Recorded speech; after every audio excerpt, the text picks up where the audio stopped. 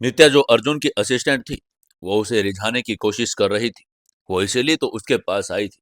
अब क्या करेगा अर्जुन, जानेंगे आज के एपिसोड में। दोस्तों, एपिसोड नंबर 4 में आपका हार्दिक स्वागत है। अगर आप पहली बार आए हैं तो सुकून एफएम चैनल को सब्सक्राइब जरूर कर लें। आपको हमेशा बहुत अच्छी अच्छी कहानियां इस चैनल पर देखने को मिलेगी। चलिए, आज का एपिसोड करते हैं शुरू। एक पल के लिए वो भी भूल गया था कि वो उसका बॉस है और नित्या उसकी असिस्टेंट। उस बंद गाड़ी के माहौल में सिर्फ एक पुरुष और एक स्त्री का आकर्षण बचा था। तभी नित्या ने गाड़ी चालू की और मुंबई की चौड़ी सड़कों पर आगे बढ़ाने लगी। बाहर शाम ढल रही थी और शहर की रोशनियां जलने लगी थी। दिन भर कड़ी धूप और उमस के घूमने के बाद अर्जुन को इस एयर कंडीशनड महंगी गाड़ी में बैठकर जो सुकून मिल रहा था, उसे शब्दों में बयां करना मुश्किल था। लेदर की सीटों की खुशबू, गाड़ी के अंदर फैला हुआ नित्या का परफ्यूम और उसके दिमाग पर नशा चढ़ गया था। वो जितना नित्या को नहीं देखना चाह रहा था, उसकी आंखें उतनी ही बार बार उसी की तरफ मुड़ जाती थी। लेकिन ये सुकून और ये नशा तब तक ही उसका साथ दे पाया जब तक उसे एक जोरदार छींक नहीं आई। अर्जुन की छींक ने गाड़ी में छाया हुआ सन्नाटा टूट गया। ये छींक इतनी तेज थी कि उसका पूरा शरीर हिल गया। जैसे ही उसने अपनी नाक से हाथ हटाया, उसने देखा कि उसकी हथेली पर खून की कुछ बूंदें लगी हैं। एक पल के लिए अर्जुन भी घबरा गया। खून, उसे लगा शायद कोई ये गंभीर बात है। लेकिन फिर उसने खुद को समझाया कि दिन भर कॉलेज के काम और धूल में भाग दौड़ भरी जिंदगी से उसकी गर्मी बढ़ गई होगी और जिससे नक्शीर फूट गई होगी। वो अभी ये सोच रहा था कि तभी उसकी नाक से खून की एक पतली सी धार बहने लगी। उसका खून देखते ही नित्या भी घबरा गई। उसकी शरारती मुस्कान भी गायब हो गई और उसने चेहरे पर चिंता की लकीरें आ गई। उसने तुरंत गाड़ी की रफ्तार कम की और अर्जुन की तरफ झुककर पूछा, सर, आप ठीक तो है ना? ये खून, ओ माय गॉड! कहो तो मैं आपको हॉस्पिटल ले चलती हूँ। पास में ही सिटी हॉस्पिटल है। ये कहते हुए नित्या ने अपना बायां हाथ स्टेयरिंग से हटाकर अर्जुन के कंधे पर रख दिया। उसके स्पर्श में बहुत ज्यादा अपनापन था। नित्या भी उसके प्रति उतनी ही आकर्षित थी जितना कि अर्जुन उसके प्रति। उसके मन में अर्जुन के लिए सिर्फ एक बॉक्स वाली इज्जत नहीं, बल्कि एक मर्द के लिए आकर्षण भी था। तभी अर्जुन ने खुद को संभाल कर अपना सिर पीछे की तरफ सीट से टिका दिया और नाक को ऊपर करके खून रोकने की कोशिश की। उसने जवाब देकर कहा, हाँ हाँ, मैं ठीक हूँ। चिंता करने की कोई बात नहीं। शायद गर्मी की वजह से थोड़ा डिहाइड्रेट हो गया हूँ और ज्यादा धूप लग गई। बस थोड़ा पानी और टिश्यू मिल जाए तो ठीक हो जाएगा। उसकी बात सुनते ही नित्या ने तुरंत कहा, सर, डैशबोर्ड में टिश्यू का डिब्बा रखा हुआ है, आप प्लीज निकाल लीजिए, मैं ड्राइव कर रही हूँ। उसकी आवाज में अभी भी घबराहट थी। उसकी बात सुनते ही अर्जुन ने अपना एक हाथ नाक पर रखा और दूसरे हाथ से डैशबोर्ड का बटन दबाया। डैशबोर्ड का ढक्कन खुला। अर्जुन ने अंदर हाथ डाला, टिश्यू का डिब्बा निकाल सके, लेकिन टिश्यू के डिब्बे तक पहुंचने से पहले उसकी उंगलियां किसी रेशमी और मुलायम कपड़े से टकरा गई। अर्जुन ने ध्यान से देखा तो वो सन्न रह गया। डैशबोर्ड में टिश्यू पेपर के डिब्बे के साथ कुछ ही पर्सनल चीजें रखी थी। नित्या की अंडरगारमेंट्स। उन पर हाथ लगते ही अर्जुन के शरीर में एक बिजली सी दौड़ गई। वो बुरी तरह से झेंप गया और उसका चेहरा शर्म से लाल हो गया। ये खून और शर्मिंदगी का ये मिश्रण उसे बहुत असहज कर रहा था। तभी नित्या ने हड़बड़ाकर, जैसे उसे कुछ याद आया हो, उसने कहा, oh no, I am sorry sir, really sorry. मुझसे ये गलती से, एक्चुअली मैं जिम से आ रही थी और कपड़े बैग में रखने की बजाय जल्दी से डैशबोर्ड में रख दिए। मुझे ध्यान ही नहीं रहा कि आप। ये बोलते बोलते वो रुक गई और अर्जुन के एक्सप्रेशंस देखने लगी। वो शर्मिंदा होने का नाटक भी कर रहा था, जबकि सच्चाई ये थी कि वो कोई गलती नहीं थी। उसने जानबूझकर बहुत सोच समझकर ये चीजें वहां रखी थी। वो अर्जुन का रिएक्शन देखना चाहती थी। वो देखना चाहती थी कि ये सीधा साधा दिखने वाला लड़का, जो अब करोड़पति बन चुका है, इन सब चीजों पर कैसे रिएक्ट करेगा। क्या वो भी बाकी मर्दों की तरह पिघल जाएगा? ये मौका देखकर अर्जुन की एक्साइटमेंट को थोड़ा सा बढ़ाना चाहती थी। आखिर कौन सी लड़की अर्जुन जैसे अमीर, हैंडसम और पावरफुल लड़के को छोड़ना चाहेगी? तभी अर्जुन ने तुरंत अपना हाथ पीछे खींच लिया। उसने अपनी नजरें फेर कर हकला कर कहा, नहीं नहीं, कोई बात नहीं, तुम्हें माफी मांगने की जरूरत नहीं। सब सब सब ठीक है। तुम पर्सनल स्पेस है तुम्हारा, तो कई बार हो जाता है। ये कहकर उसने जल्दी में डैशबोर्ड बंद किया और टिश्यू निकाले बिना ही उसका दिल जोर से धड़कने लगा। ये देखकर नित्या समझ गई कि तीर निशाने पर लगा है। उसने एक धीमी मुस्कान के साथ फिर से डैशबोर्ड खोला। इस बार उसने खुद अंदर हाथ डाला और उन कपड़ों को थोड़ा साइड किया और टिश्यू का डिब्बा बाहर निकाला। उसमें से कुछ टिश्यू निकालकर उसने अर्जुन की तरफ बढ़ा दिए।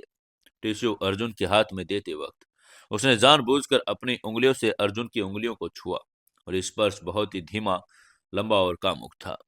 अर्जुन ने जैसे ही अपनी उंगलियों पर उसकी उंगलियों का स्पर्श महसूस किया, वो और ज्यादा बेचैन हो गया। उसके दिल की धड़कनें किसी घोड़े की तरह भागने लगी और सांसें बड़ी तेज हो गई थी। अर्जुन को अब पक्का यकीन हो गया था कि नित्या की मंशा आज कुछ ठीक नहीं थी। वो प्रोफेशनल दायरा लांग रही थी। अर्जुन एक तरफ इस आकर्षण से खींचा जा रहा था, लेकिन दूसरी तरफ से उसे मीरा का ख्याल भी आ रहा था। उसका मन द्वंद्व युद्ध का मैदान बन गया था। इस अजीब स्थिति से निकलने के लिए उसने टाइम वेस्ट न करते हुए सीधा मुद्दे पर आना बेहतर समझा। उसने अपनी नाक साफ करके अपनी आवाज को सख्त बनाने की कोशिश की और पूछा, नित्या क्या हुआ? तुम कुछ बताने वाली थी ना? क्या बात है, हम कहाँ जा रहे हैं? नित्या उसे जिस तरह से देख रही थी, उसे अर्जुन के मन में शक गहरा होता जा रहा था। आगे से नित्या ने कोमलता से उसको देखकर अपनी मधुर और नशीली आवाज में कहा, सर इतनी जल्दी में क्यों रहते हैं आप? आपको फिर से क्लास जाना है क्या, या किसी से मिलने की जल्दी है? थोड़ा रिलैक्स कीजिए। नित्या का ये अंदाज अर्जुन को काफी और अजीब लगा। उसने खांस कर नजरें चुरा कर कहा, ऐसी कोई बात नहीं। वो तो इतनी जल्दबाजी में तुमने मुझे फोन किया और जिस तरह से बुलाया है तो मुझे लगा कि कोई बहुत जरूरी काम होगा, कोई इमरजेंसी होगी। अर्जुन ने कहा और जानबूझकर अपनी नजरें बचाकर खिड़की से बाहर देखने लगा।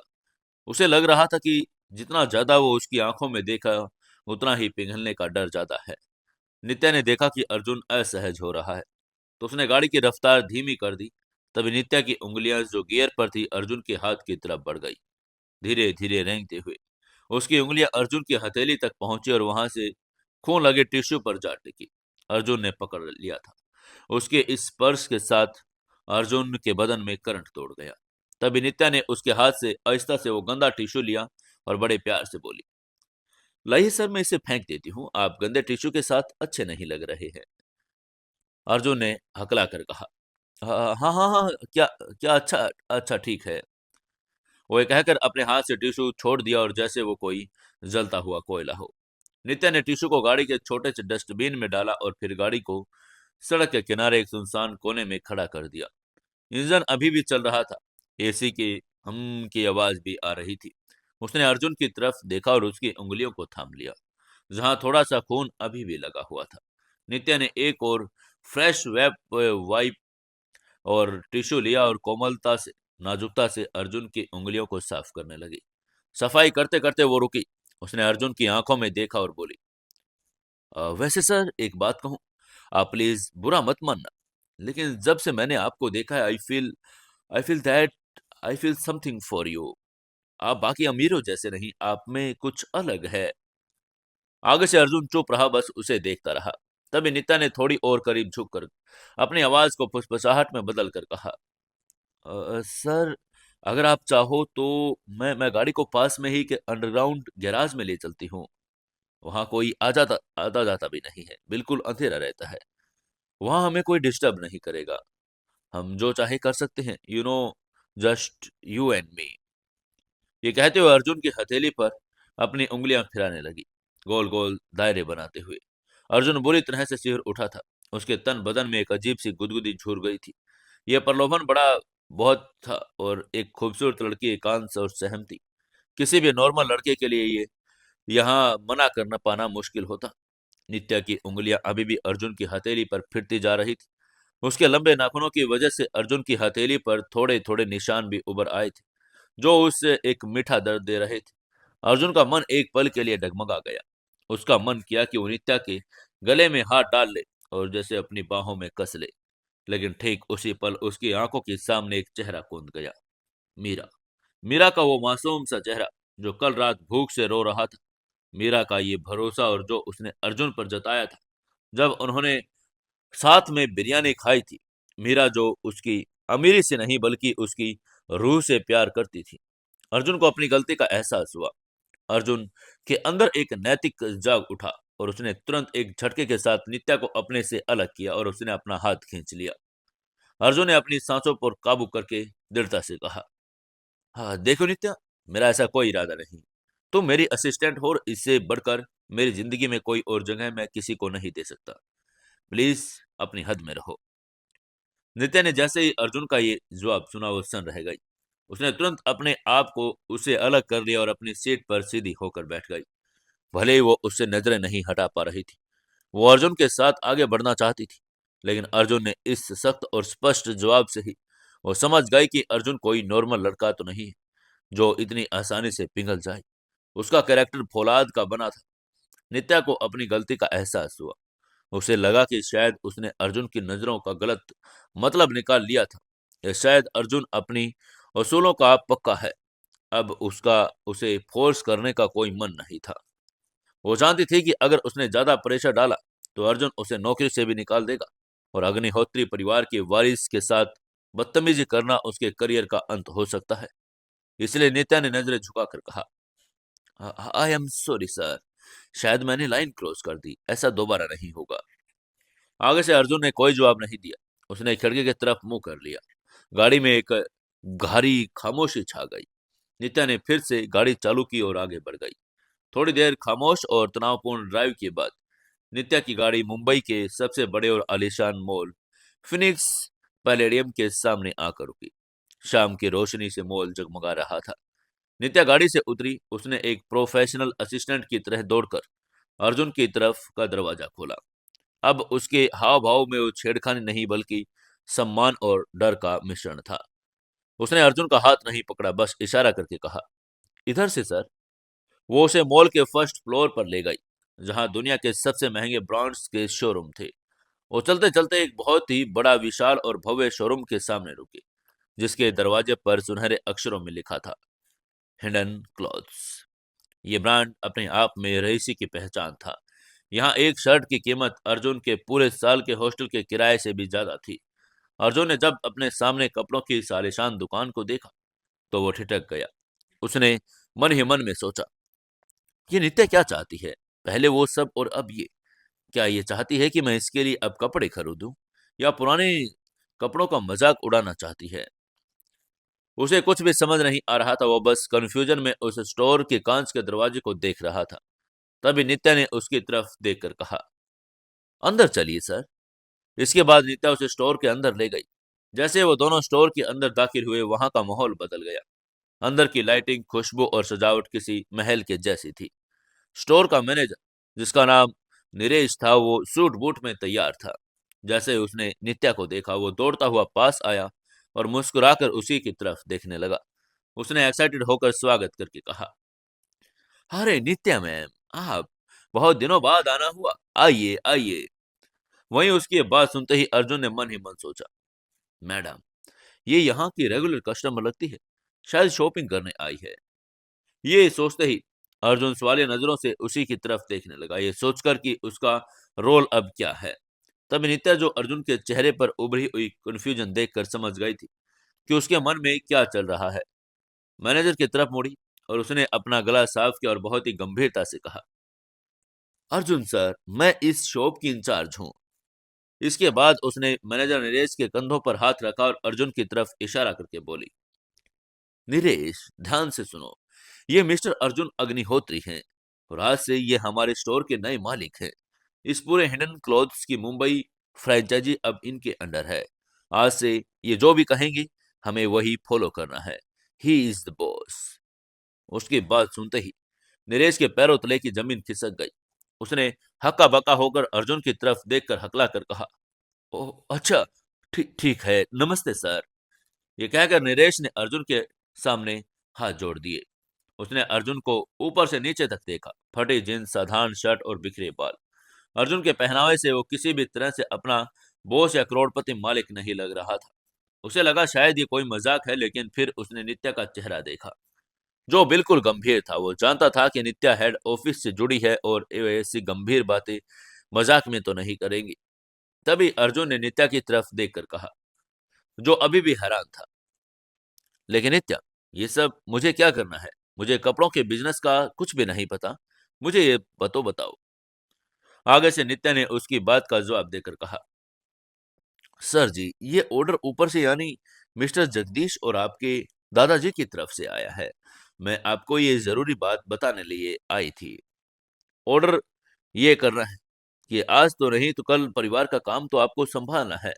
आप हमेशा सिर्फ पैसे खर्च नहीं कर सकते, आपको पैसा कमाना और मैनेज करना भी सीखना होगा।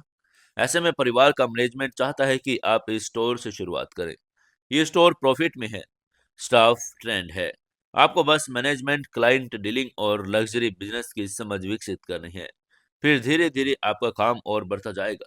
तब तक आप और सभी चीजें सीख जाएंगे। नित्या ने भी उसे वही बताया जो ऊपर से बताने के लिए कहा गया था। यह अर्जुन की ट्रेनिंग की दूसरी स्टेज थी। उसकी बात सुनकर अर्जुन सोच में पड़ गया। बात में दम तो था। वो सिर्फ विरासत में मिले पैसों से ऐश नहीं करना चाहता था, वो खुद को साबित करना चाहता था। इसलिए उसने सिर हिलाकर कहा, अच्छा ठीक है, मैं समझ गया। ये एक अच्छा मौका है सीखने का, मैं तैयार हूँ। उसे नित्या का कहा और परिवार का उसके लिए डिसीजन नहीं लग रहा था। बस उसकी हाँ पाते ही नित्या ने भी चैन की सांस ले ली और बोली, चलो अच्छी बात है कि आप समझ गए, बढ़िया है सर। अब एक और बात। ये कहकर नित्या ने अपना पर्स खोला और उसमें से अपनी गाड़ी की चाबी निकाल कर कहा, बाकी सर बात यह है कि मैं 1 महीने के लिए दिल्ली जा रही हूँ और किसी जरूरी काम से। वहां मुझे अपनी फैमिली से जुड़े कुछ मैटर्स को देखना है और कंपनी का कुछ लीगल काम भी है। इसलिए मैं 1 महीने बाद ही आ पाऊंगी।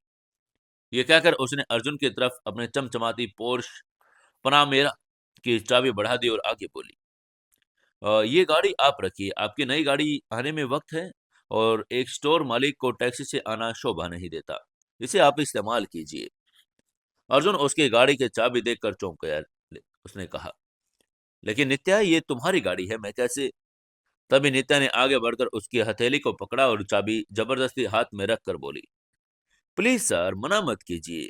गाड़ी गैराज में खड़ी धूल खाती रहेगी। आप चलाएंगे तो इसका इंजन भी ठीक रहेगा और वैसे भी बॉस को खुश रखना असिस्टेंट का काम है। अर्जुन शुरुआत में उसको लेने से थोड़ा हिचकिचा रहा था, लेकिन बाद में उसको लगा कि उसकी गाड़ी को बनकर आने में कुछ टाइम है और टैक्सी और ऑटो में झंझट में खत्म करने वो चाहता था और अपने नए स्टेटस को बनाए रखने के लिए नित्या की गाड़ी से उसका काम भी चल सकता था।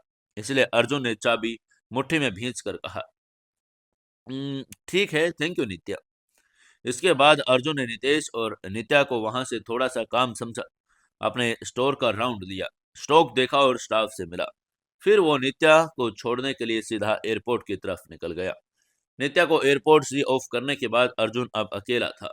वो उन पावरफुल पोर्श को मुंबई में घुमा के लिए दौड़ रहा था। गाड़ी का कंट्रोल, उसकी रफ्तार और लोगों की मुड़ मुड़ कर देखने वाली निगाहें, अर्जुन को एक अजीब सा नशा हो रहा था। अभी गाड़ी बहुत अच्छी थी और जब वो उसकी सड़कों पर उतरती तो बाकी की गाड़ियां, ऑटो, टैक्सी अपने आप उसको देखकर एक तरफ खड़े हो जाते, जैसे रास्ता की सवारी के लिए रास्ता छोड़ दो। लेकिन इस सब की चकाचौंध के बीच अर्जुन के दिमाग में सिर्फ एक ख्याल था, वो थी मीरा। शाम ढल चुकी थी, रात का अंधेरा घेरने लगा। उसने अपनी घड़ी देखी और शाम के 7 बज चुके थे। टाइम देखते ही अर्जुन ने खुद से कहा, मीरा 8 बजे झील पर मिलेगी। मुझे उसके लिए कुछ खास करना है। आज का डिनर यादगार होगा। अर्जुन ने गाड़ी घुमाई और शहर के एक और महंगे 5 स्टार होटल के बाहर जाकर खड़ा हो गया। अब वो टाइम वेस्ट नहीं करना चाहता था। उसने मीरा से वादा किया था कि आज शाम वो उसके साथ डिनर करेगा और वो उसी के लिए खाना पैक करवाने आया था। अर्जुन होटल के अंदर गया। वेटर और स्टाफ उसके कपड़े देखकर पहले से झिझके, लेकिन जब उन्होंने बाहर खड़ी पोर्च और अर्जुन के हाथ में ब्लैक कार्ड देखा तो उसके सामने बिछ गए।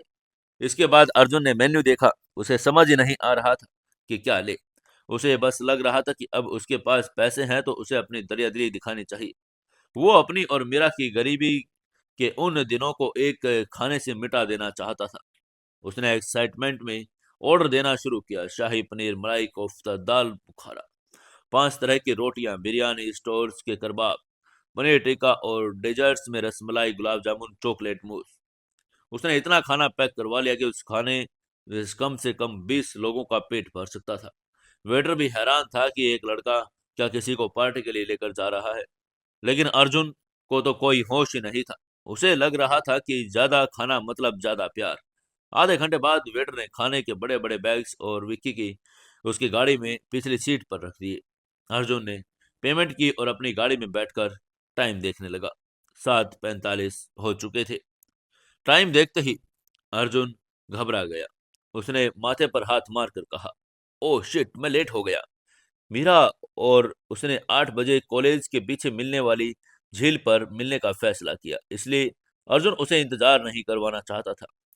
अर्जुन ने अपनी गाड़ी सीधा उस झील की तरफ बढ़ा दी, लेकिन मुंबई के ट्रैफिक का कोई भरोसा नहीं था। उसे हर जगह पर ट्रैफिक मिल रही थी, लाल बत्तियां उसका रास्ता रोक रही थी, जिस वजह से उसको और भी ज्यादा बेचैनी होने लगी। वो मीरा के साथ वक्त बिताना चाहता था और इस मौके को अपने हाथ से जाने भी नहीं देना चाहता था। वो गाड़ी बहुत तेज चला रहा था, जहां जगह मिलती वहां से निकलता और बार बार हॉर्न बजा रहा था। उसका दिल घड़ी की सुइयों के साथ दौड़ रहा था। आखिरकार तमाम जद्दोजहद के बाद वो ठीक 8:05 पर कॉलेज के पीछे वाली झील पर पहुंच गया। यह जगह शहर के शोरगुल से दूर शांत और सुंदर थी। चांद की रोशनी झील के पानी पर चांद की तरह चमक रही थी। अर्जुन ने गाड़ी पार्क की। उसने जल्दी से पिछली सीट पर खाने के दो बड़े बड़े टिफिन बैग उठाए, जिसका वजन काफी ज्यादा था, और झील के किनारे की तरफ चल दिया। तभी उसने देखा कि झील के किनारे पर एक बड़े से पत्थर पर एक पतली सी लड़की बैठी है। हवा में उसके बाल उड़ रहे हैं। वो उसको देखते ही पहचान गया, वो मीरा थी। उसने सादी सी ड्रेस पहनी थी, जो उसने दोपहर में पहनी थी। अर्जुन दौड़ता हुआ उसके पास पहुंचा। उसने माफी मांगकर कहा, मीरा सॉरी, थोड़ा लेट हो गया। उसकी आवाज सुनते ही मीरा ने मुड़कर देखा। अर्जुन को देखते ही उसका चेहरे पर मुस्कान आ गई। उसने मुस्कुराकर कहा, कोई बात नहीं अर्जुन, मैं बस अभी आई हूँ। आगे से अर्जुन ने उत्साह से भारी भरकम टिफिन बैग मीरा के सामने पत्थर पर रख दिए। अर्जुन ने बच्चों जैसी खुशी के साथ कहा, देखो मैं क्या लाया हूँ। आज हम जश्न मनाएंगे। इसमें वो सब कुछ है जो तुमने कभी नहीं खाया होगा। उसने बैग्स खोले, एक एक करके डिब्बे निकालना शुरू किया। 1, 2, 3, 10, 12 डिब्बे। पत्थर पूरा भर गया और लेकिन डिब्बे खत्म नहीं हुए। ये देखकर मीरा की आंखें फटी रह गई। वो पहले हैरान हुई और फिर उसकी हैरानी गुस्से में बदल गई। जैसे ही मीरा ने उससे में इतना खाना देखा, पहाड़ जैसा खाना, जो दो लोगों के लिए खाना किसी भी तरह से मुमकिन नहीं था, वो अर्जुन पर भड़क गई। उसने चिल्लाकर कहा, अर्जुन ये क्या पागलपन है। उसकी आवाज सुनते ही अर्जुन, जो तारीफ की उम्मीद कर रहा था, सहम गया और उसने घबरा कर पूछा, क्या हुआ? मैंने सोचा हम अच्छे से खाएंगे। आगे से मीरा ने एक भरे हुए डिब्बे को उठाकर उसे दिखाकर कहा, ओह अच्छे से खाएंगे, इसमें कम से कम 10 लोगों का खाना है। अर्जुन, तुम इतना सारा खाना क्यों लाए? तुम्हें पता है एक डिश की कीमत में एक गरीब परिवार का पूरे महीने का राशन आ सकता है। तुम पैसे वाले हो गए हो या तुम्हें कोई लॉटरी लग गई है, इसका मतलब ये नहीं कि तुम खाने की बेकदरी करोगे। उसकी बात सुनकर अर्जुन चुप हो गया। उसे अपनी गलती का एहसास हुआ। उसने अमीरी दिखाने के चक्कर में जरूरत से ज्यादा खाना ले लिया। तभी मीरा ने उसे डांट कर कहा, मुझे ये सब नहीं खाना, इसे ले जाओ, और अभी के अभी। उसकी ये बात सुनकर अर्जुन पूरी तरह से घबरा गया। उसको समझ ही नहीं आ रहा था कि वो मीरा को कैसे समझाए। अर्जुन ने थोड़ा हिचकिचा कर कहा, यार प्लीज गुस्सा मत करो, और मैं सिर्फ तुम्हें एक अच्छा खाना खिलाना चाहता था। उसके लिए तो बात सुनकर आगे से मीरा ने गुस्से में उसको घूर कर कहा, तो इसका मतलब ये तो नहीं ना तुम ऐसे खाने की बेकदरी करोगे? लगता है तुम्हारे पास कुछ ज्यादा ही पैसा आ गया है। कभी अर्जुन ने आगे से सफाई देने की कोशिश करके कहा, अरे नहीं यार, ऐसी कोई बात नहीं है।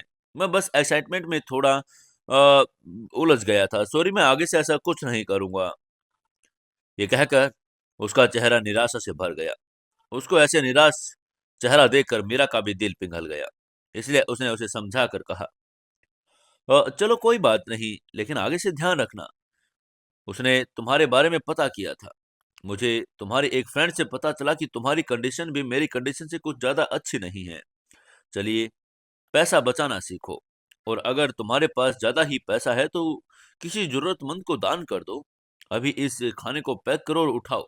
मैं ऐसे खाने वाले नहीं हूँ। उसकी ये बात सुनकर अर्जुन कंफ्यूज हो गया।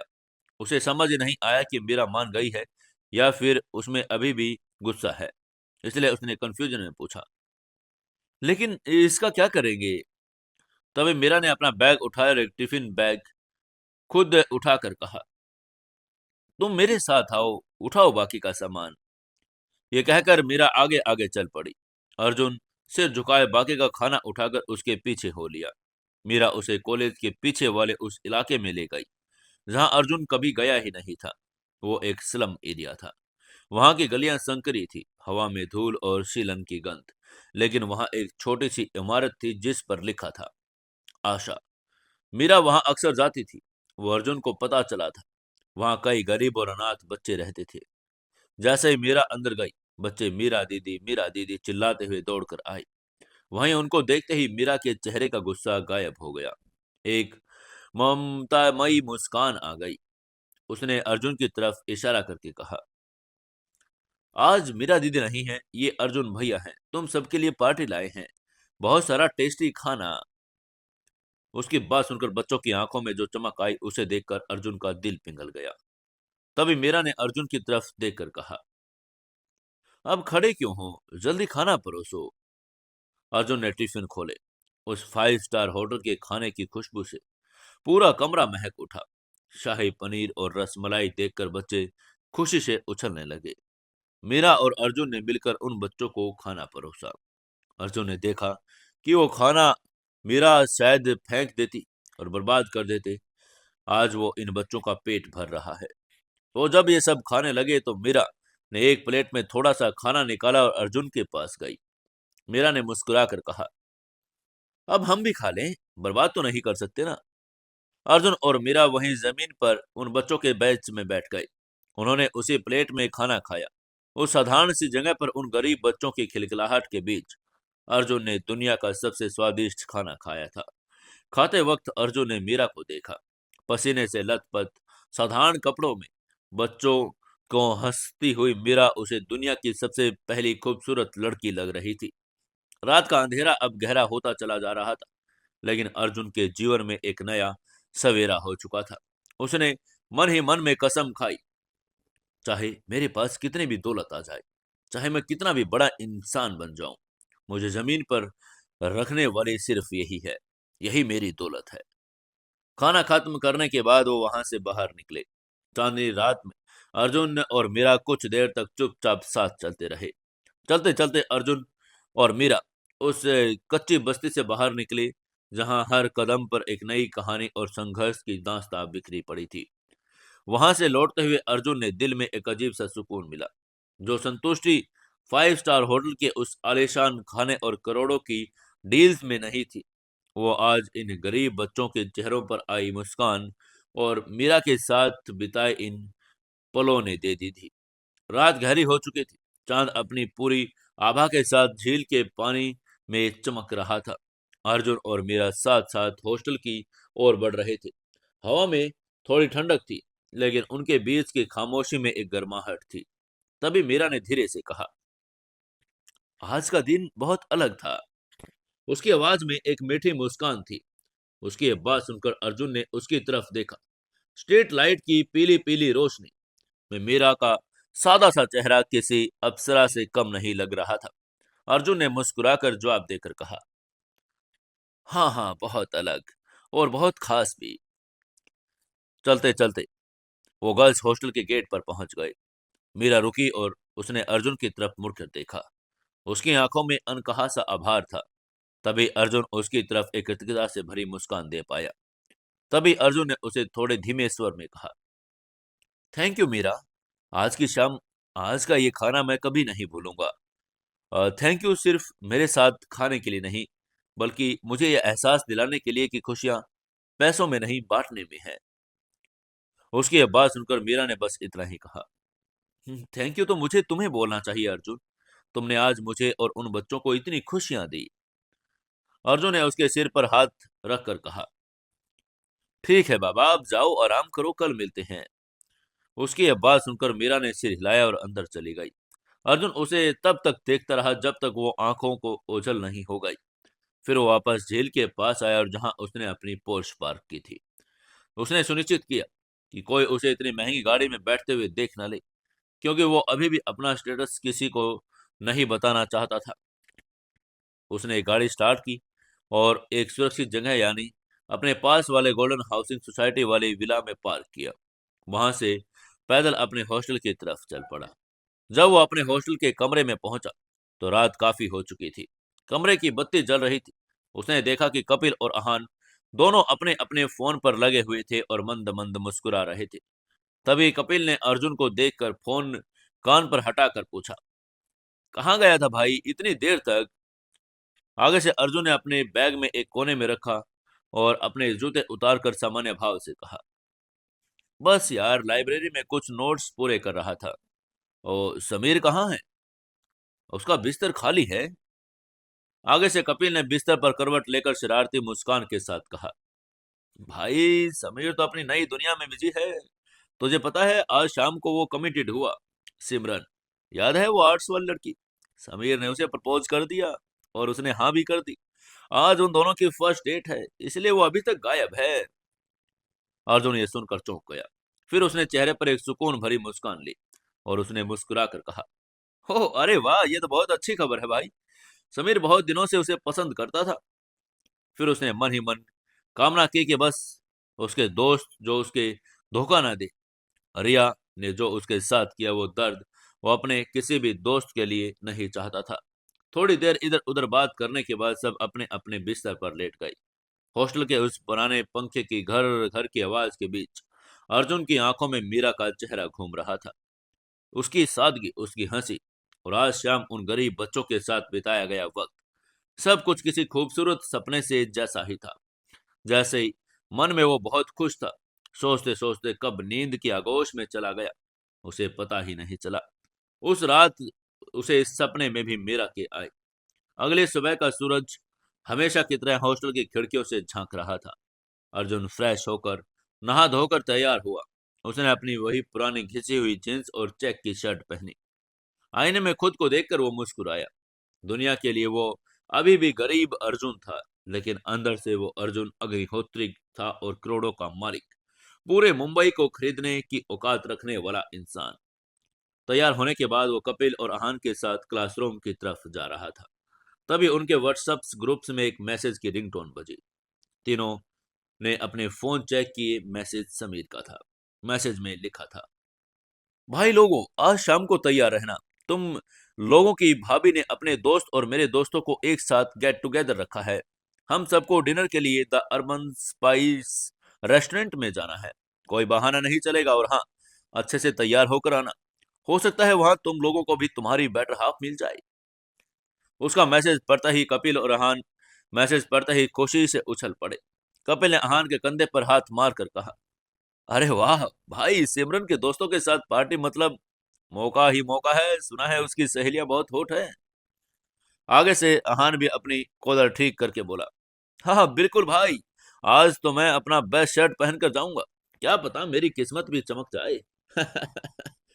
वो दोनों के दोनों एक्साइटेड होकर हंसने लगे थे, लेकिन अर्जुन को कोई खास उत्साह नहीं था। उसे इन पार्टी और दिखावटी मेल मिलाप में कोई इंटरेस्ट नहीं था। उसने अपनी गर्लफ्रेंड बनानी होती तो नित्या जैसी सुपर मॉडल दिखने वाली लड़की और मानसी जैसी मैनेजर उसके इशारे पर तैयार थी। लेकिन अर्जुन का दिल तो पहले ही किसी का हो चुका था, मीरा। उसकी सादगी भरा प्रेम और इन चकाचौंध वाली पार्टियों से कहीं ऊपर था। इसलिए अर्जुन ने मना करने की कोशिश करके कहा, यार तुम लोग जाओ, मेरा मूड नहीं है, मुझे थोड़ा काम भी है। लेकिन तभी कपिल ने उसे झिझक कर कहा, अबे साले चुप कर। समीर की खुशी का सवाल है, अगर तू नहीं गया तो वो बुरा मान जाएगा। और वैसे भी तुझे कौन सा वहां शादी करनी है, बस खाना पीना और आ जाना। अर्जुन जब अपने दोस्तों को मना नहीं कर सकता था।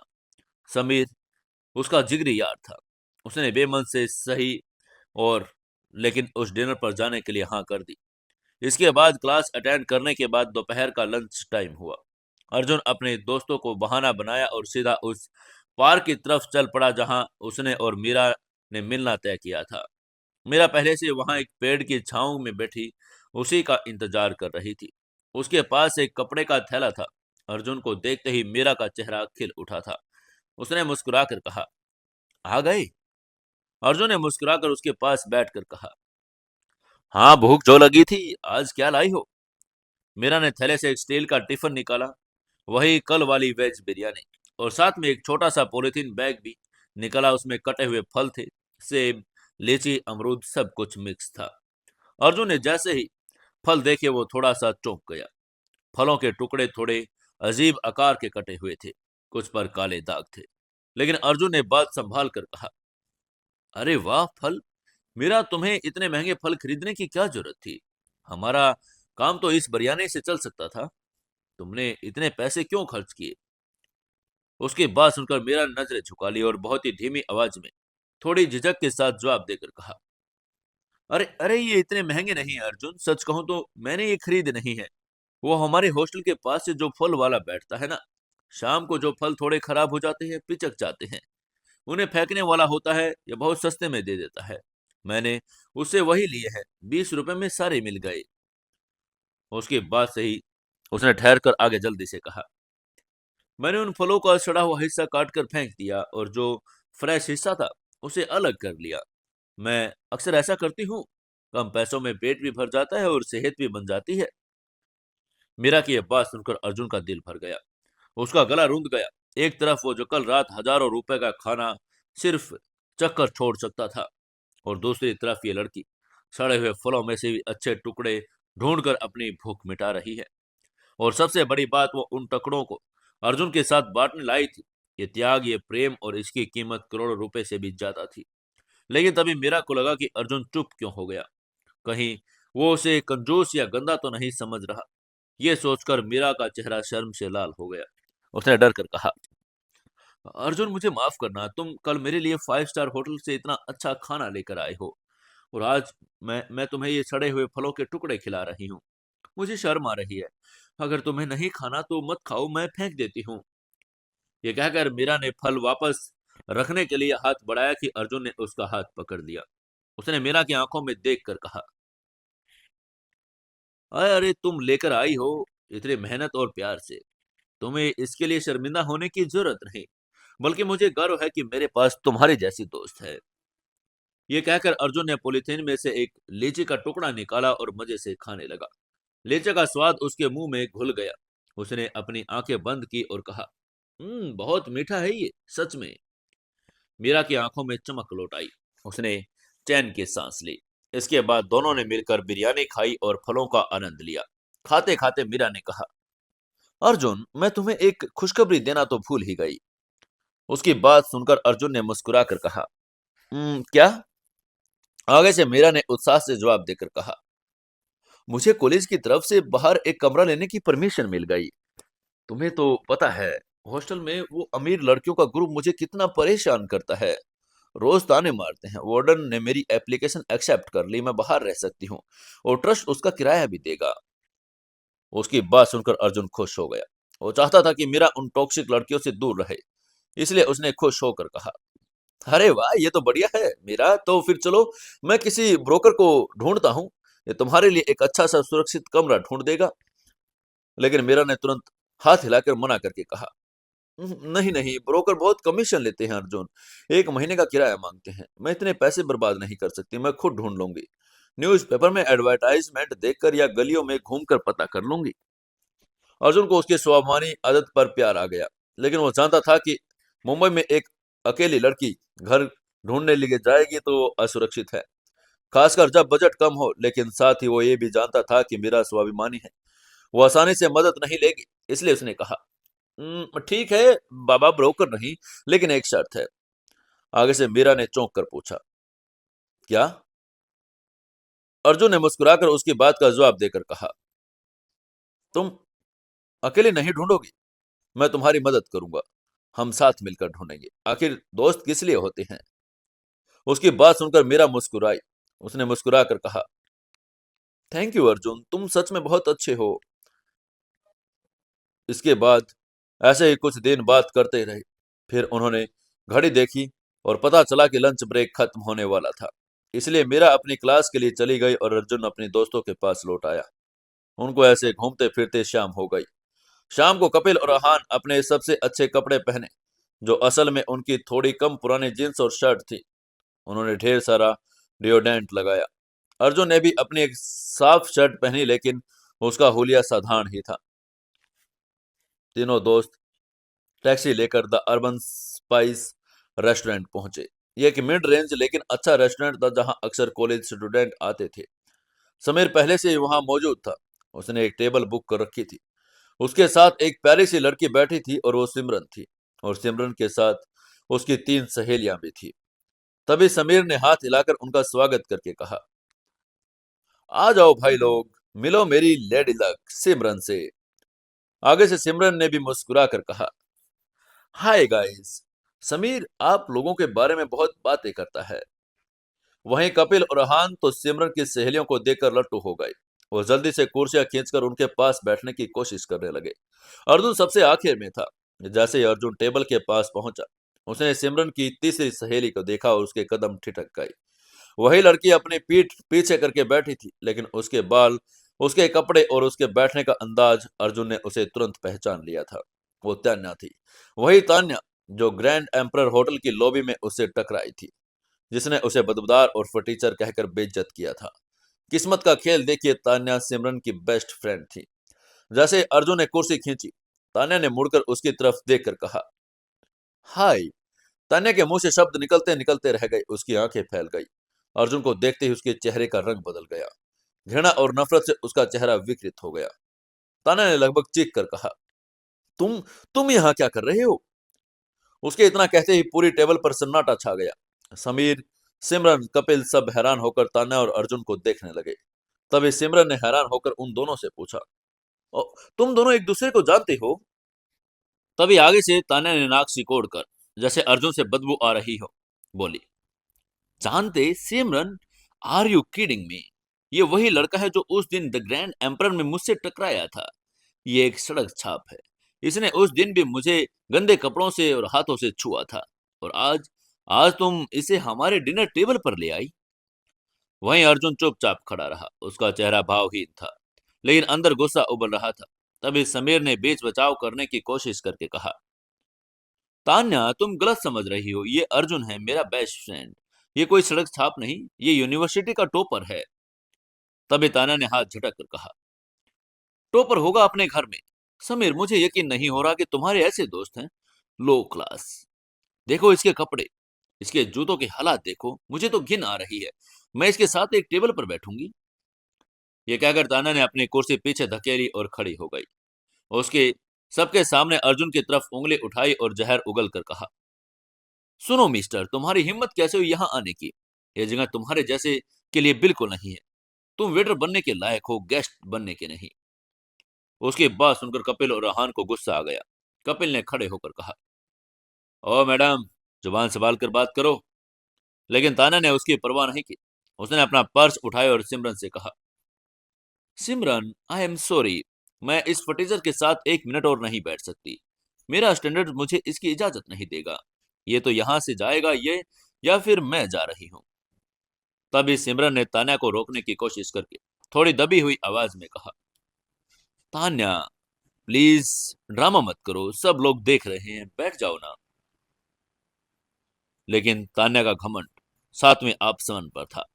वो समीर को तिरछी नजर से देख रही थी, जैसे उसकी आंखों में सवाल हो। उसने कहा, समीर, तुम्हारे दोस्त इतने लो क्लास और अजीब क्यों हैं? क्या वो मुझे भी अपने रेपुटेशन की चिंता करनी चाहिए? लेकिन तान्या का घमंड भी आगे आगे बढ़ता जा रहा था। उसने अपना हैंडबैग कंधे पर लटकाया और अपनी नाक सिकोड़ कर कहा, नो वे सिमरन, मैं अपनी शाम खराब नहीं कर सकती। मेरा एक स्टैंडर्ड है और मैं उसे इस सड़क छाप लोगों के लिए नहीं गिरा सकती। ये कहकर उसने अर्जुन को एक आखिरी हिकारत भरी नजर से देखा। एक ऐसी नजर जिसमें नफरत और दया का अजीब मिश्रण था। तेजी से अपने हील्स खटखटाकर रेस्टोरेंट के एग्जिट गेट की तरफ बढ़ गई।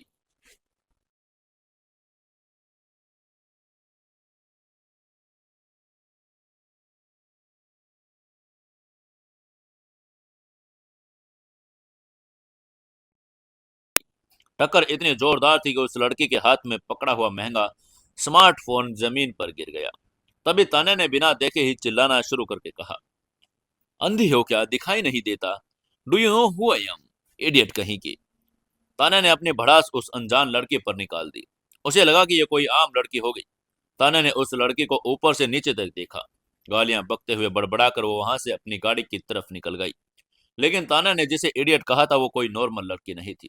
वो लड़की ईशानी सिंघानिया थी, देश के सबसे बड़े मीडिया हाउस के मालिक की इकलौती बेटी। ईशानी शांत खड़ी रही। उसने झुककर अपना फोन उठाया और स्क्रीन टूट चुकी थी। उसने चेहरे पर गुस्सा नहीं किया, बल्कि एक बहुत ही ठंडी और खतरनाक मुस्कान दी। ईशानी ने तान्या की जाती हुई गाड़ी को देखा। उसने अपने बगल में खड़ी अपनी पर्सनल सेक्रेटरी, जो डर के मारे कांप रही थी, उसकी तरफ मुड़कर बड़े धीमे स्वर में कहा, मेघा, क्या तुमने उस लड़की का चेहरा देखा? मेघा ने सिर झुकाकर कहा, जी मैम। ईशानी ने अपना टूटा हुआ फोन अपने सेक्रेटरी के हाथ में थमाया और नया फोन मांग कर कहा, अगले 1 घंटे के अंदर मुझे इस लड़की की पूरी कुंडली चाहिए। नाम, पता, बाप का नाम, बिजनेस, सब कुछ। इसने आज सिंघानिया से पंगा लिया और मुझे लड़की रातों रात सड़क पर चाहिए। इसके बाप का जो भी बिजनेस है कल सुबह तक दिवालिया हो जाना चाहिए, समझी? उसकी बात सुनकर और तेवर देखकर मेघा ने कांपते हुए कहा, जी मैम, अभी काम शुरू करती हूँ।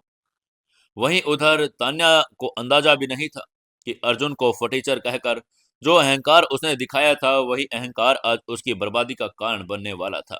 कर्म का चक्र घूम चुका था। इधर रेस्टोरेंट के अंदर तान्या के तमाशे के सबका मूड खराब कर दिया। हालांकि अर्जुन के चेहरे पर कोई शिकन नहीं थी, लेकिन समीर और उसके बाकी दोस्त असहज हो गए। समीर को सिमरन के सामने शर्मिंदगी महसूस हो रही थी। अर्जुन ने माहौल को भांप कर खड़ा होकर कहा, गाइज, मुझे लगता है मुझे चलना चाहिए। मेरी वजह से तुम सबकी शाम खराब नहीं होनी चाहिए। लेकिन तभी कपिल और अहान ने भी कुर्सियां पीछे खिसका कर कहा, नहीं भाई, अगर तू जाएगा तो हम भी साथ में जाएंगे। वैसे भी यहाँ का खाना बासी लग रहा है। कपिल ने सिमरन को सुनाकर बहाना बनाया। ये कहकर वो तीनों वहां से निकल गए। चुपचाप हॉस्टल वापस लौट आए। पूरे रास्ते किसी ने कोई बात नहीं की। कमरे में पहुंचकर उन्होंने अपने कपड़े बदले और बिस्तरों पर गिर पड़े। उनकी भूख तो मर चुकी थी, लेकिन पेट भरने के लिए उन्होंने बेमन से ऑनलाइन कुछ सैंडविच और बर्गर ऑर्डर किया। खाना खाते वक्त कमरे में सन्नाटा था। अर्जुन को अपने दोस्तों के लिए बुरा लग रहा था, लेकिन वह जानता था कि यह वक्त भी गुजर जाएगा। अगली सुबह अर्जुन जल्दी उठा। उसने अपनी वही दिनचर्या दोहराई, तैयार होना, फटी जींस पहनना और दुनिया के सामने एक स्टर्लिंग स्टूडेंट की एक्टिंग करना। क्लास में उसका ध्यान पढ़ाई में कम और घड़ी की सुइयों पर ज्यादा था। उसे मीरा की चिंता हो रही थी। कल मीरा ने कमरा ढूंढने के लिए कहा था और वो जानता था कि मुंबई में यह काम कितना मुश्किल है। दोपहर का समय हुआ। अर्जुन तेज कदमों से उस पार्क की तरफ बढ़ा जहां वो अक्सर मिला करते थे। दूर से उसने मीरा को आते देखा, लेकिन आज मीरा के चाल में उत्साह नहीं था। वो थकी हुई लग रही थी। उसके कंधों पर झुक गए थे और चेहरे पर पसीना था। आंखों के नीचे घर काले घेरे थे। उसने एक हाथ में पानी की बोतल, दूसरे हाथ में एक छोटी सी मुड़ी तुड़ी नोटबुक पकड़ी थी। अर्जुन ने पास जाकर देखा। उस नोटबुक में दर्जन एड्रेस लिखे थे, जिनमें से ज्यादातर पर लाल पेन से कांटा लगा हुआ था। अर्जुन ने चिंतित होकर पूछा, मीरा, ये सब क्या है? मीरा ने अर्जुन को देखा और फीकी मुस्कान दी। वो धम से बेंच पर बैठ गई। मीरा ने हाँफ कर कहा, अर्जुन, मैं बहुत थक गई हूँ। उसने अपनी नोटबुक दिखाकर कहा, मैं सुबह 6 बजे से घूम रही हूँ। मैंने कम से कम 15 जगह कमरे देखे। या तो किराया ज्यादा है या फिर जगह सुरक्षित नहीं।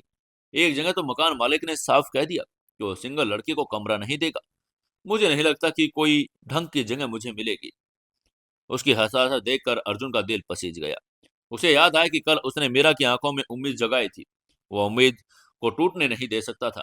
अर्जुन ने मीरा के हाथ से वो नोटबुक ले ली और उसे बंद कर दिया। उसने उसे आश्वस्त मुस्कान के साथ कहा, अब तुम्हें मेहनत करने की जरूरत नहीं है। पगली, मैंने कहा था ना कि मैंने तुम्हारे लिए रूम ढूंढ लिया है। उसकी बात सुनकर मीरा की आंखें फैल गई। उसने खुशी से झूम कर कहा, हाँ, सच में? कहाँ? अर्जुन ने सहजता से कहा, यहीं पास में ही है, गोल्डन हाउसिंग सोसाइटी में। यह नाम सुनते ही मीरा झटके से खड़ी हो गई। उसने चौंक कर कहा, गोल्डन हाउसिंग सोसाइटी? अर्जुन, तुम मजाक कर रहे हो। वो मुंबई की सबसे पोस्ट टाउनशिप है। वहां तो सांस लेने में भी टैक्स लगता है। वहां मुझे सस्ता कमरा कैसे मिलेगा? मेरा स्टाइपेंड तो वहां की मेंटेनेंस फीस में चला जाएगा। उसकी बात सुनकर अर्जुन हंसा। उसने मीरा का हाथ पकड़ा और उसे शांत करवा कर कहा, अरे पूरी बात तो सुनो। वहां मेरे एक दूर के जान पहचान वाले हैं। उनका एक विला है। वो अक्सर देश से बाहर रहते हैं। उन्होंने एक ऐसे भरोसेमंद इंसान की जरूरत थी जो उनके घर की देखभाल कर सके, वहां रह सके। मैंने तुम्हारी बात की, वो मान गए। तुम्हें वहां रहने का कोई किराया नहीं देना, बस घर का ख्याल रखना है। और हाँ, वो जगह पूरी तरह सेफ है। उसकी बात सुनकर मीरा को यकीन नहीं हो रहा था। उसने हैरान होकर कहा, फ्री में अर्जुन, ये कुछ ज्यादा ही नहीं है सच होने के लिए। उसकी बात सुनकर आगे से अर्जुन ने मुस्कुरा कर कहा, कभी कभी किस्मत साथ देती है मीरा, चलो मैं तुम्हें दिखाता हूँ। अर्जुन ने उसका हाथ खींचा और चलने का इशारा किया, लेकिन मीरा ने वहीं रुककर अपना माथा पकड़ लिया। उसने गिड़गिड़ा कर कहा, नहीं नहीं अर्जुन, प्लीज, मुझसे अब एक कदम भी नहीं चला जाएगा। मेरे पैरों में छाले पड़ गए, हम शाम को चलेंगे। अर्जुन ने देखा मीरा वाकई निढाल हो चुकी थी। उसके पैरों में पुरानी चप्पलें शायद उसे काट रही थी। लेकिन तभी अर्जुन के चेहरे पर एक शरारती लेकिन प्यारी मुस्कान उभर आई। उसने मुस्कुरा कर कहा, रुकना क्यों है?" ये कहकर मीरा के सामने घुटनों पर बैठ गया, अपनी पीठ उसकी तरफ कर ली। उसने अपनी पीठ पर हाथ मारकर मीरा को ऑर्डर देकर कहा, आओ बैठ जाओ यहाँ। मीरा चौंक गई। उसने हिचकिचा कर कहा, क्या? अर्जुन, लोग क्या कहेंगे? मैं नहीं नहीं नहीं नहीं। लेकिन आगे से अर्जुन ने मुड़कर उसे डांट कर कहा, चलो चुपचाप बैठो, वरना मैं तुम्हें बोरी की तरह कंधे पर टांग लूंगा, और लोग क्या कहेंगे इसकी परवाह करना छोड़ दो। उसको ऐसे हक जताता देखकर मीरा के होठों पर मुस्कान आ गई। उसे अर्जुन की ये केयरिंग अदा बड़ी प्यारी लगी। वो धीरे से झुकी और अर्जुन की पीठ पर हाथ रख दिए। अर्जुन ने उसे इत्मीनान से अपनी पीठ पर लाद दिया। मीरा का वजन अर्जुन के लिए फूलों जैसा हल्का था। वो उसे लेकर सड़क के किनारे किनारे चलने लगा। चलते चलते अर्जुन ने उससे पूछा, आराम से हो ना? आगे से मीरा ने शर्मा कर हल्के से कहा, हम्म। और फिर उसने अर्जुन के कंधे पर अपना सिर टिका दिया। अर्जुन के शरीर की गर्मी और उसकी मजबूत पीठ ने मीरा को ऐसा सुकून दिया जो उसे महीनों से नहीं मिला था। अर्जुन रास्ते भर बातें करता रहा। उसने कहा, पता है मीरा, वो घर बहुत सुंदर है, वहां एक बगीचा है, वहां से शाम को सूरज डूबता हुआ दिखता है। लेकिन पीछे से कोई जवाब नहीं आया। तभी अर्जुन ने महसूस किया, मीरा की सांसें गहरी और लयबद्ध हो गई। उसकी गर्म सांसें अर्जुन की गर्दन को छू रही थी। अर्जुन ने मुस्कुराकर बुदबुदा कर कहा, हम्म, पागल लड़की, सो भी गई। उसने अपनी चाल और धीमी कर ली ताकि मीरा की नींद न टूटे। जब अर्जुन गोल्डन हाउसिंग सोसाइटी के गेट पर पहुंचा तो गार्ड्स ने उसे सलाम ठोका। अर्जुन ने आंखों से इशारा किया कि वो शोर न मचाए। वो अपने विला नंबर 360 की तरफ बढ़ गया। विला का मेन गेट बायोमेट्रिक था, लेकिन अर्जुन ने एक हाथ से मीरा को संभालने के लिए और दूसरे हाथ से कोड पंच दिया। दरवाजा खुला। अंदर का नजारा जन्नत जैसा था। इटालियन मार्बल का फर्श, छत पर लटका विशाल झूमर और सामने कांच की दीवार पर उस पार दिखता प्राइवेट पूल। अर्जुन धीरे धीरे अंदर गया। उसने मीरा को लिविंग रूम के मखमली सोफे पर बड़े नाजुक से लटाया। उसने मीरा के पैरों से वो कुशंस को चप्पलें उतारी और देखा कि उसके पैरों में छाले थे। ये देखकर अर्जुन का दिल भर गया। उसने पास रखे कुशंस को उसके सिर से नीचे लगाया और एक हल्का कंबल उसे उठा दिया। वो भी थक चुकी था। वो मीरा के सामने वाले सोफे पर बैठ गया, उसे निहारने लगा। सोते हुए मीरा किसी परी जैसी लग रही थी, मासूम और बेफिक्र। उसे देखते देखते अर्जुन की पलकें भी भारी होने लगी और वो भी वहीं सोफे पर बैठा बैठा सो गया। करीब 1 घंटे के बाद अर्जुन को लगा कोई उसे देख रहा है। उसने हड़बड़ाकर आंखें खोली। सामने मीरा उठकर बैठी थी। उसकी आंखें विस्मय से फटी हुई थी। वो चारों तरफ देख रही थी। महंगे पर्दे, पेंटिंग्स, वालिशान इंटीरियर। मीरा ने धीरे से पूछा, अर्जुन, ये हम कहाँ हैं? ये किसका घर है? किसी राजा का महल है क्या? उसे अपनी आंखों पर यकीन नहीं हो रहा था। तभी अर्जुन ने जम्हाई लेकर अपनी पीठ सीधी करके कहा, अरे तुम उठ गई। ये वही विला है जिसके बारे में मैंने तुम्हें बताया था, मेरे दोस्त का है। तभी मीरा ने हैरानी से सोफे का कपड़ा का हाथ लगाकर कहा, लेकिन अर्जुन, ये तो बंगले का रेंट लाखों में होगा। क्या तुम सच कह रहे हो? मैं यहाँ फ्री में रह सकती हूँ? अर्जुन ने उसके पास जाकर बैठकर भरोसेमंद लहजे में झूठ बोला, मीरा, वो मेरे घर के पुराने दोस्त हैं। उन्हें पैसों की नहीं, जरूरतमंद और भरोसेमंद इंसान की जरूरत है। मैंने जब कहा कि तुम मेरी मेरी दोस्त हो तो उन्होंने तुरंत हाँ कर दी। ये चाबी लो। ये कहकर अर्जुन ने टेबल पर चाबियों का गुच्छा मीरा की हथेली पर रख दिया। मीरा ने चाबियों को सीने से लगा लिया।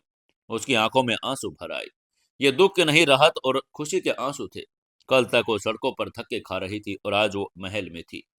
मीरा ने रुंधे गले से कहा, थैंक यू अर्जुन, तुम मेरी जिंदगी में जादूगर बनकर आए हो। आगे से अर्जुन ने उसके गाल को आंसू पोंछकर कहा, जादूगर नहीं दोस्त हूँ, चलो अब रोना बोना बंद करो। हमें एक नई शुरुआत करनी है, लेकिन उससे पहले हमें कुछ और भी करना है। मीरा ने हैरान होकर कहा, क्या?" अर्जुन ने मीरा के पुराने सूट की तरफ इशारा करके कहा, तुम्हारे पास पहनने के लिए ढंग के कपड़े नहीं, चलो शॉपिंग करने चलते हैं।" उसकी बात सुनकर मीरा घबरा गई। उसने घबरा कर कहा, शॉपिंग? नहीं नहीं अर्जुन, मेरे पास पैसे नहीं और मुझे नए कपड़ों की जरूरत नहीं।" आगे से अर्जुन ने बहाना बनाकर कहा, अरे नहीं, मैं अपने लिए कपड़े ले रहा हूँ, मुझे कुछ इंटरव्यूज देने हैं, तो मेरी मदद तो कर देना, और अगर कुछ पसंद आए तो तुम्हारे लिए भी ले लेंगे, मना मत करना प्लीज। उसकी बात सुनकर मीरा अर्जुन की प्लीज के आगे झुक गई। इसके बाद अर्जुन मीरा को लेकर फिनिक्स पैलेडियम मॉल पहुंचा। वहां उसे सीधे अपने स्टोर हिडन क्लॉथ्स में ले गया। स्टोर के बाहर का शीशा अंदर की लाइटिंग देखकर मीरा के कदम ठिठक गई। मीरा ने अर्जुन का हाथ खींचकर फुसफुसा कर कहा, अर्जुन ये बहुत महंगी दुकान लग रही है, हम बाहर पटरी से ले लेते हैं ना, यहाँ तो अंदर जाने के भी पैसे लगते होंगे। उसकी बात सुनकर अर्जुन हंसा और उसे खींचकर अंदर ले गया। अरे डरो मत, ये देखने के कोई पैसे नहीं। वहां का माहौल बड़ा शांत और रईसी भरा था। मैनेजर नितेश काउंटर पर खड़ा था। जैसे उसने अर्जुन को देखा, वो दौड़कर आया। उसने मुस्कुराकर अर्जुन से कहा, good afternoon sir. Nitesh sir बोलने ही वाला था, अर्जुन ने उसे आंखों में घूरकर चुप रहने का इशारा किया। उसने मीरा की तरफ नजरों से इशारा किया। नितेश समझदार था, वो तुरंत समझ गया कि बॉस अपनी पहचान छुपा रहे हैं। उसने बात बदल कर कहा, good afternoon sir and ma'am, welcome to hidden clothes, क्या दिखाऊं आपको? आगे से अर्जुन ने एक रईस कस्टमर की तरह एक्टिंग करके कहा, हमें कुछ अच्छी क्लोथ्स ड्रेसेस दिखाइए, लेडीज वियर में। वहीं मीरा की सांसें अटक गई। उसने पास टंगे एक गाउन का प्राइस टैग देकर, उस पर प्राइस 40,000 रुपए था। ये देखकर मीरा की आंखों में अंधेरा छा गया। 40,000, इतने में तो उसके गांव का पूरा घर का राशन भर जाता। वो घबराकर अर्जुन के पास आई। मीरा ने लगभग कांप कर कहा, अर्जुन चलो चलो यहाँ से, यहाँ का एक रुमाल भी हजारों का होगा, हम लूटे जाएंगे। लेकिन आगे से अर्जुन ने उसे शांत करके कहा, अरे तुम बस पसंद करो, मैंने सुना है यहाँ डिस्काउंट चल रहा है। ये कहते हुए अर्जुन मीरा को एक के बाद एक ड्रेस दिखाने लगा। उसने एक ड्रेस दिखाकर कहा, ओ ये देखो पिंक वाली, ये ब्लैक वाली। उसके ऐसे एक के बाद एक ड्रेस दिखाई, लेकिन मीरा हर ड्रेस में कोई ना कोई कमी निकाल रही थी। उसने बहाना बनाकर कहा, इसका कपड़ा बहुत पतला है, इसका रंग मुझ पर अच्छा नहीं लगेगा, ये तो बहुत छोटी है। ऐसे करके हर ड्रेस को रिजेक्ट कर रही थी। अर्जुन समझ रहा था कि मीरा को ड्रेस पसंद तो आ रही है, लेकिन वो इसलिए मना कर रही कि वो अर्जुन के पैसे बचाना चाहती है। वहीं नितेश ये देख रहा था। वो मन ही मन मीरा की इज्जत करने लगा। उसे अपनी जिंदगी में ऐसी कई लड़कियां देखी थी जो लड़कों की जेब खाली करवाती थी, लेकिन ये पहली लड़की थी, ये सबसे अलग थी। तभी अर्जुन को लगा कि प्यार से बात नहीं बनेगी, अब वो थोड़ा सख्त होने लगेगा। उसने एक स्काई ब्लू कलर की नी लेंथ ड्रेस उठाई। ये ड्रेस बहुत ही सोबर और एलिगेंट थी। अर्जुन ने वो ड्रेस मीरा के हाथ में थमा दी। अर्जुन ने अपनी आवाज थोड़ी सख्त करके कहा, मीरा तुम तो हर चीज के लिए मना कर रही हो। मुझे ये ड्रेस पसंद है और मैं चाहता हूं कि तुम इसे ट्राई करो। बस एक बार पहन कर दिखाओ, अगर अच्छी नहीं लगी तो नहीं लेंगे, जाओ। अर्जुन की सख्ती देखकर मीरा के पास ना कहने का रास्ता नहीं बचा। उसने दबी हुई नजरों से उस ड्रेस का टैग देखा। अर्जुन ने शायद मीरा तेज को टैग बदलवा दिया था। ये सेक्शन सस्ता था, लेकिन उस पर 5,000 रुपए लिखा था। 5,000 भी मीरा के लिए बड़ी रकम थी, लेकिन 40,000 के मुकाबले ये बहुत राहत देने वाला था। इसलिए मीरा ने हार मानकर कहा, ठीक है, मैं सिर्फ ट्राई करूंगी। ये कहकर मीरा ड्रेस लेकर ट्रायल रूम की तरफ बढ़ गई। अर्जुन और नितेश उसके पीछे पीछे चले। ट्रायल रूम का एरिया थोड़ा काफी अंदर था और वो 3 ट्रायल रूम थे, लेकिन तीनों का दरवाजा बंद था। अर्जुन और मीरा वहां खड़े होकर इंतजार करने लगे। तभी बीच वाले ट्रायल रूम का दरवाजा खुला। क्लिक, अंदर से जो लड़की बाहर निकली, उसे देखकर अर्जुन के पैरों तले की जमीन खिसक गई। वो कोई और नहीं, रिया थी। रिया ने एक बहुत भड़कीली और रिवीलिंग लाल ड्रेस पहनी थी, जिसे वो शायद ट्राई कर रही थी। उसके हाथ में और भी कपड़े थे। उसके ठीक पीछे ट्रायल रूम में अंदर से विकी की आवाज आई, बेबी ये रेड वाली तुम पर आग लगा रही है ना? इसे ले लो। वहीं रिया बाहर निकली और सीधे आईने की तरफ बढ़ी। तभी आईने में उसने अपने पीछे खड़े दो लोगों को देखा, एक सादी सी लड़की और एक लड़का।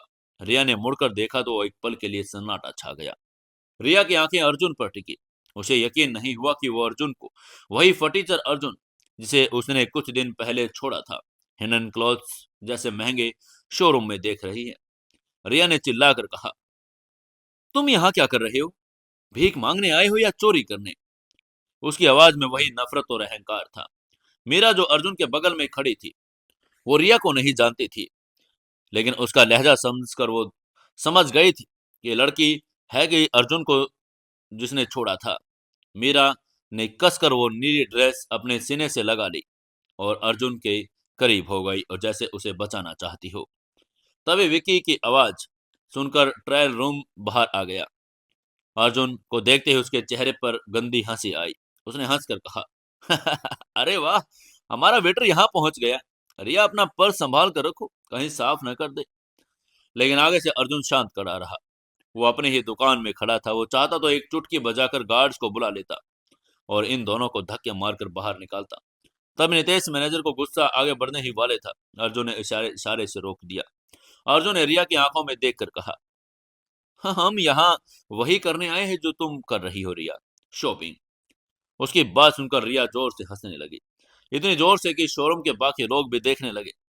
रिया ने मीरा के हाथ में पकड़ी हुई ड्रेस की तरफ इशारा करके दोनों का मजाक उड़ाकर कहा, शॉपिंग? तुम्हारी औकात है?